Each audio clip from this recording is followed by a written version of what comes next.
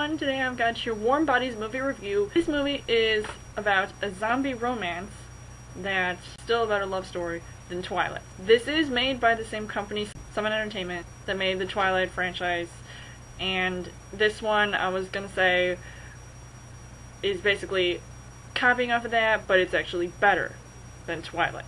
It stars Teresa Palmer, Nicholas Hoult, John Malkovich. They are all in the midst of facing a zombie apocalypse that's going on. A zombie named R, played by Nicholas Hoult, who is just, trying to live a zombie life. So it's kind of like how they made Shaun of the Dead, whole like sort of romantic comedy aspect of that. And I really liked that movie. Like, that was the first like zombie rom-com I've ever liked, and I didn't think anything could ever top that. I saw this movie and I'm like, yeah, it's kind of interesting with zombies. This happened after Twilight, so now this is going to be the new trend. So instead of vampires, it's going to be zombies.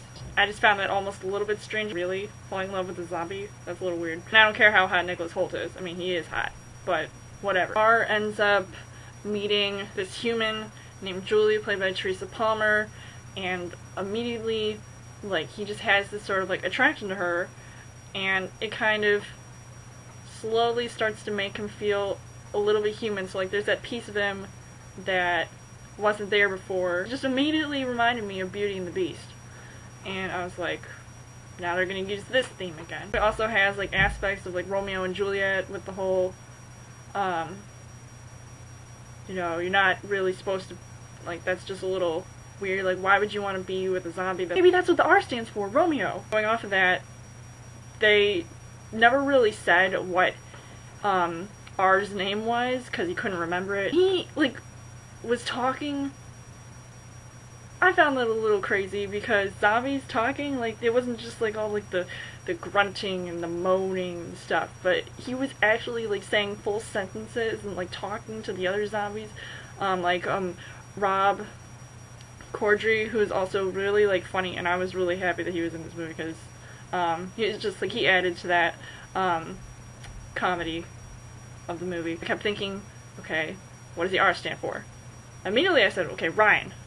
And then apparently not. And it could be Raymond, Ramon, Robin, Raoul, Roscoe. They just never said what the name was. We have this sort of like chemistry going on between R and Julie, and I mean, I thought it was pretty interesting, even though, why would you, like, you'd still be scared of a zombie. You never know what they're gonna do. I don't care if he, like, started, like, playing records and stuff. He was, like, doing all these, like, human things, sort of, like, memories. Like, he had all these, like, memories. He actually ate her boyfriend, or ex-boyfriend, just to get his memories, so now he's, like, that's one way to act more human. He's sort of, like, embracing humanity, even though he's still a zombie and dead. I mean, it was a really interesting concept. Like, I'll give him that. John Malkovich, who I didn't think was ever, like, was going to be in this movie, so he's kind of like, the hard-ass general dad, and, his daughter is Julie, and, he's just trying to be the leader and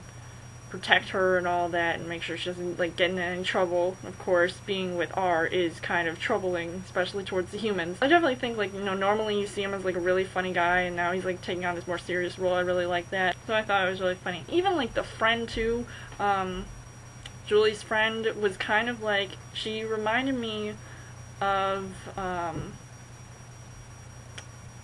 Juno's best friend, from Juno, or Ellen Page's best friend.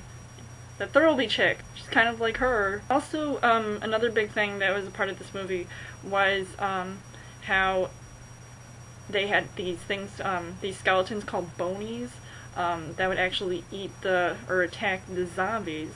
So that was another thing, like, they had to try to, get rid of, because those skeletons are pretty freaky, even though they were mostly CGI. That's okay, because they were not that scary at all. While the humans are trying to protect themselves from the zombies, and the zombies are trying to protect themselves from the bonies, and everybody's sort of all trying to just save humanity and all that. And apparently the zombies are getting to be more human. So it's kind of like that song from Beauty and the Beast, Human Again. I was, like, immediately, like, singing in my head as soon as, like, any like reference to like turning human. Their hearts would start to glow, just this like burst of energy, and it was really cool. Like I thought that was pretty interesting. I'd say like overall that the movie was pretty interesting. I wouldn't say it's the best zombie rom-com I've ever seen, but because it kind of reminded me a little bit of Twilight, but it's still better than Twilight, don't forget. Apparently this whole like craze for zombies is not going to stop. You've got Walking Dead, and apparently they're making a Zombieland TV show. The vampires are now over. Vampire craze is now over. Now they're going on to zombies. So I'm a huge fan of zombies and zombie movies. So that was one of the reasons why I wanted to see it. I was not disappointed, but I don't know like if this was the best zombie movie I've ever seen in my life. It was cute at times. I would recommend seeing it if you like zombies, or I wasn't going to say if you're a fan of Twilight, but if you just, you want a good laugh, this is actually a good movie for that. You guys can let me know in the comments what you guys thought of Warm Bodies. What do you like better, zombie movies or vampire movies? You guys can subscribe to my channel. I've got more movie reviews, movie updates. Come back every week for a Trailer Thursday video. You guys can also like me on Facebook and follow me on Twitter. See you guys later.